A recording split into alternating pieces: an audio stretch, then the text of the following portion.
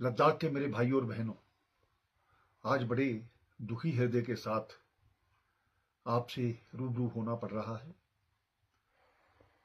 हम जानते हैं कि लोकतांत्रिक व्यवस्था में अपनी बात कहने का सभी को हक है और कहनी भी चाहिए।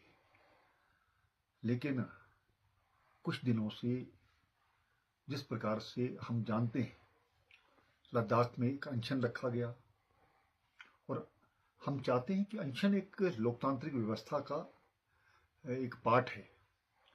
लेकिन पिछले एक दो दिनों से जिस प्रकार से लोगों को भड़काया जाना, नेपाल और बांग्लादेश के साथ उसकी तुलना करना, कुछ लोग हम आने वाले समय में आग लगा देंगे, ये कर देंगे, पॉलिटिकल पार्टीज के ऑफिस को करेंगे, लोगों के घरों में जाकर के उनको मारेंगे, ये कौन सा तरीका है? इस प्रकार के जो तरीके हैं, इसको हम लोकतंत्र की व्यवस्था के खिलाफ मानते हैं। हम जानते हैं पिछले दिनों से जो एक मांगों को लेकर के बात चल रही है, केंद्र सरकार द्वारा इसकी बात मानी गई और ये कहा गया कि बातचीत को दोबारा से शुरुआत की जाएगी। हमने तो कोई नाम तय नहीं किए, नाम आपने तय किए और ये भी तय हो गया कि इस दिन हम बात करेंगे। लेकिन उसके बावजूद वहां पर आकर के एक ग्रुप आता है, धरने में जाता है, धरने के बाद निकलता है और आकर के जगह जगह पर आग लग जाती है, पत्थरबाजी होती है। यह लद्दाख की परंपरा नहीं है। मुझे आशा ही नहीं, पूर्ण विश्वास है कि जो लोग इसके पीछे हैं उनकी जांच तो की ही जाएगी, लेकिन वो इस लद्दाख के शांति व्यवस्था को खराब करने के लिए आए हैं, यहाँ का माहौल खराब करने के लिए आए। जो आज कुछ जाने गई हैं वो उसके जिम्मेवार हैं। इस प्रकार के लोगों को बर्दाश्त नहीं किया जा सकता।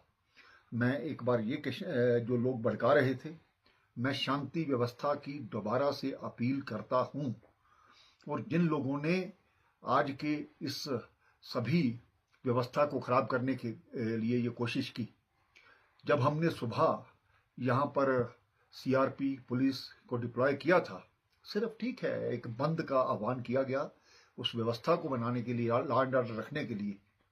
वहाँ पर हमारे सभी जो पुलिसकर्मी हैं उनके हाथ में लाठियां दी गई थी, लेकिन सीआरपीएफ के लोग गाड़ी के बीच में बैठे हैं और उनको जलाने का प्रयास किया जाता है। ये कहाँ का इंसाफ है? क्या हम अपने जवानों की जान इसी प्रकार से जाने देंगे? उसके बाद कुछ लोग डायरेक्टर जनरल पुलिस, जो कि यहाँ की लॉ एंड ऑर्डर को मेंटेन रखते हैं, कई वर्षों से यहाँ पर सेवा का काम कर रहे हैं, उनकी गाड़ी पर बड़े बड़े पत्थर मारे जाना, ये कहाँ का इंसाफ है? क्या इसके पीछे कोई साजिश करने वाले लोग नहीं हैं? मैं लद्दाख के शांतिपूर्ण शांति प्रिय लोगों से ये कहना चाहता हूँ, आप इस चीज को समझिए। कुछ लोग अपने मफाद के कारण से पूरे लद्दाख की जो सुरक्षा व्यवस्था है उनको खराब करने का प्रयास कर रहे हैं। मैं लद्दाख की जनता के साथ हूँ, मैं लद्दाख के नौजवानों के साथ हूँ और लद्दाख के नौजवान जब भी मुझसे मिलने आते हैं, मैंने कभी किसी को मना नहीं किया।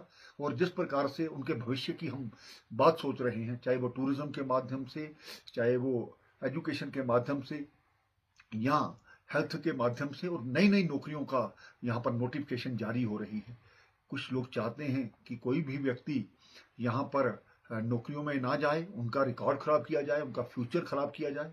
क्या उनका जो पुलिस का रिकॉर्ड है वो खराब नहीं होगा? इस चीज को समझने की जरूरत है। और मैं एहतियातन तौर पर हमने कर्फ्यू लगाया है, उन लोगों को भी बख्शा नहीं जाएगा जिन लोगों ने यहाँ पर माहौल खराब किया है। और मैं आपके माध्यम से भी ये कहना चाहता हूँ कि यहाँ पर लोगों की जो इन्वॉल्वमेंट है शांति व्यवस्था को बनाने में होनी चाहिए। हमारी जो रिलीजियस लोग हैं, हमारे जो राजनीतिक पार्टियां हैं, मैं उनसे भी अपील करता हूं कि इस प्रकार के जो लोग जो उनको चिन्हित कीजिए, आइडेंटिफाई कीजिए और उनको रोकिए। आओ हम सब मिलजुल करके लद्दाख में एक शांतिपूर्ण व्यवस्था को कायम करें। जो एहतियातन थोड़ा कर्फ्यू लगाया गया है, जो लोग इसमें जिन्होंने जानें गंवाई हैं उनके परिवार के प्रति संवेदना व्यक्त करता हूं। लेकिन आइंदा इस प्रकार से ये सभी चीज़ें इसके लिए की गई ताकि और ज़्यादा यहाँ पर कैजुअलिटी करने का जो प्रयास किया जा रहा था उसको हमने रोका है। बहुत बहुत धन्यवाद। हम सब इसके बारे में सोचें और लद्दाख की शांति व्यवस्था बनाए रखें। धन्यवाद।